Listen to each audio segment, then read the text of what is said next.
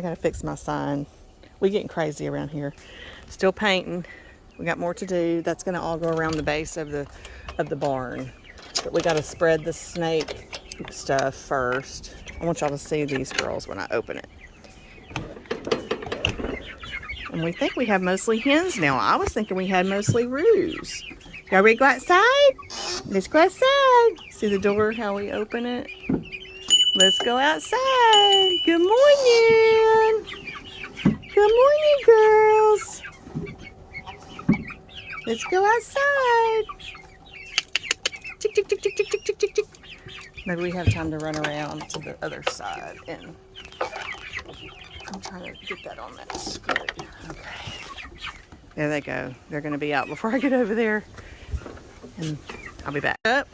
And we are researching automatic doors so that they automatically open. It automatically opens back here for them, and it automatically closes. And I've been timing them. They're usually they've learned to go in at night on their own at by 8 p.m. So there's a YouTube channel we love to follow, Pete B. If you look at Pete B, I think that's the name of his channel. He's actually about 2 hours from us, and he's amazing, y'all. I think he used to be an engineer, so he has so much great information starting his homestead and doing things that we all are trying to learn, and he's just very, very good about showing us, how to do certain things. And he recently got really into chickens, and there's an automatic chicken door that he highly recommends that we're looking into. It's about $219. I think it's a good price because other brands I've priced are over $300. So, and it's all operated by solar system, and I think 4 maybe little AA batteries.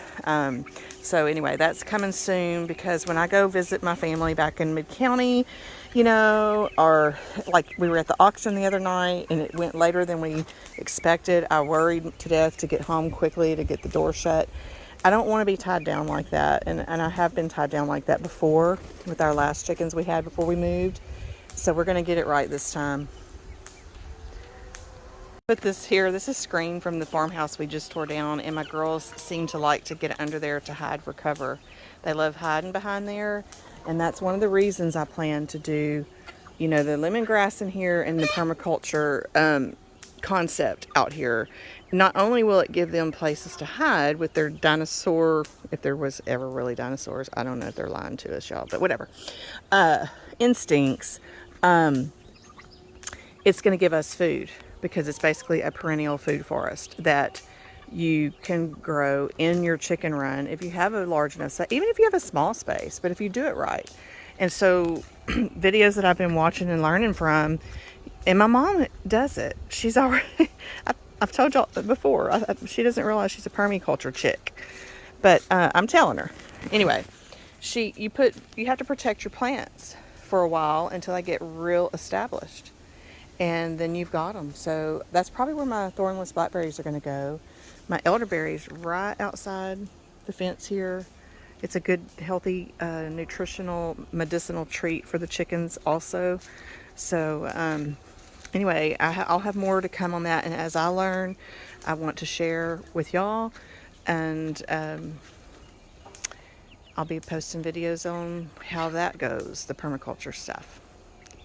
Okay, I'm gonna go visit my sweet honey, and he's fixing my flower, y'all. I bought it at the wind spinner. It's like a bumblebee. I bought it at the dollar store, and they fall apart. And I'm like, I'm so tired of wasting my dollars on those. Anyway, all right. I hope y'all have a blessed day. I'm gonna end this video here. Have faith, shine your light, and share the blessings. Love y'all.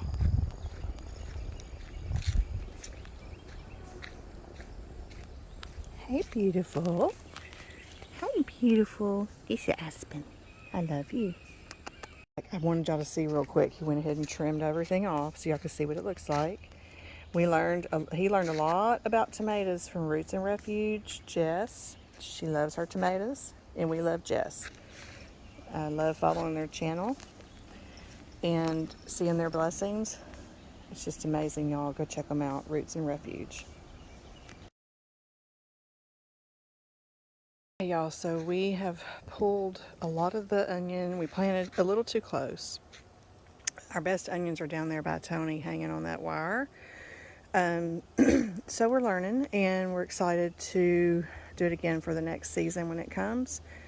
So I'm gonna try to trim and band a lot of this green top and go to our local meat market down the road and see if he wants to buy some or do a trade or something. And I'm sure that he would. He acted interested in some of our stuff last time. So we're getting ready. We just planted some more crooked neck yellow squash that I experimented with eggshell. I poked a hole in the shell. I put potting soil and 2 seeds per eggshell, half eggshell. And these germinated and have been waiting for me to plant them. I've been having to keep them watered to keep them going, but got a lot here. And then the next thing we're going to do in the beds is some chutney red cord carrots. They're short carrots, and some dark red heirloom Detroit beets. So this ended up kind of being what we segued into today. There's so much that we've got planned today to do, and this is just one of the things we felt was priority right now. And these are some of the onions that did do good, and then the ones that are over there. So I'm going to play with these. I'm going to let them cure for 2 weeks, and this will all turn brown. And then I'm going to tie them together like a cool little hanging onion bundle. I'm excited to do that. Wished I had had more, but that's okay. I love green onion to put on top of like my Thai soups or, you know, any of our meals that we eat, even at breakfast. I put it on our eggs. So we did leave some to continue to go to seed so that we could collect the seed and I can still come out here and snip off some green top for recipes. And over there by Tony, we also have garlic. We didn't pull that just yet. We don't think that's quite ready. But anyway, just wanted to share with y'all this part of our day today, what's going on, and we just are learning as we go. All right. All right, these are the bulbs that actually did well for us because they were planted, I guess, the right distance apart. And it was actually the last onion that I planted in the season at the last minute, just because I ran to one of the feed stores and they happened to have some that they were trying to get rid of. Anyway, we're gonna cure them in the smokehouse. We can't wait to fix this smokehouse up. It's going to be an outdoor kitchen, and it's going to tie into this old homestead fireplace here. We'll end up having the Jefferson lights, you know, coming across, and it's going to be really neat.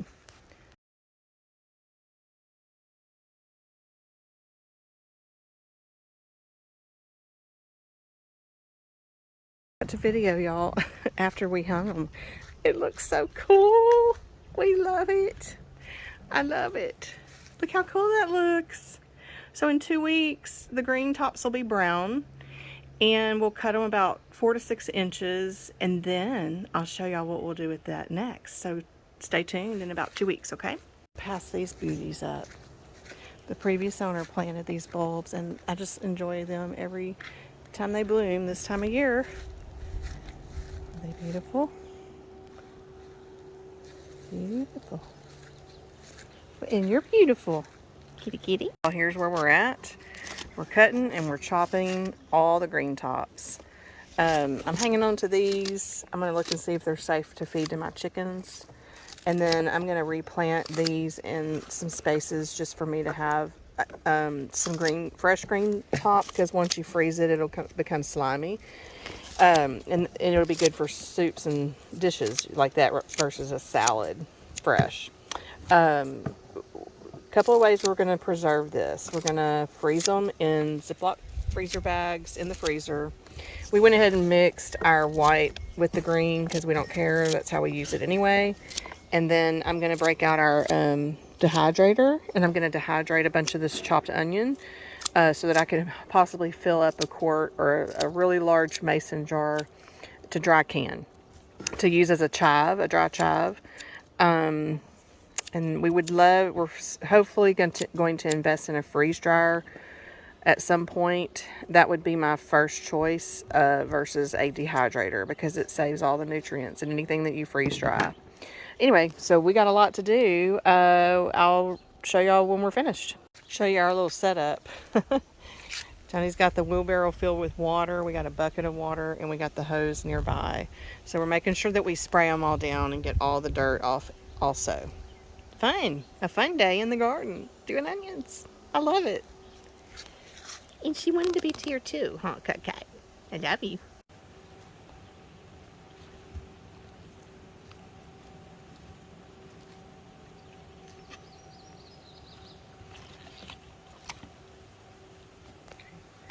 Let me get you chopping. Thank you.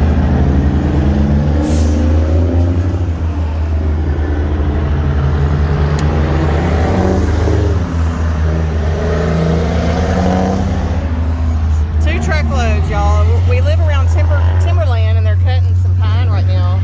We just met my neighbor at the end of the road and traded some of the green onion, and she was so kind to give us some. I think we got potatoes and carrots in there. I'll open it when we get back to the garden in a second. I'm learning that there's no better place to be than in the country. There's so many great people out here. Look and what is in these 2 boxes that she gave us freely, kindly, as a blessing. How amazing is this? What? This excites me. Thank you, Brandy. Get a damn chicken bone out. What? I'm sorry, y'all. I'm videoing this and I'm hearing Mike over there about chicken bone in the neck. Okay, box full. What? Oh my goodness. We got 23.5 bags. We're so excited. Quart bags. Quart bags, yes. Thank you. Beautiful. This is the red prince and clover. He's going to cut it down with the pushmore first, and then we're going to lightly till it into the ground.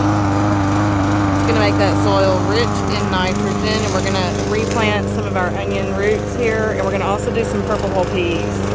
Hey y'all, I'm going to walk y'all through the dehydrating part of these onions.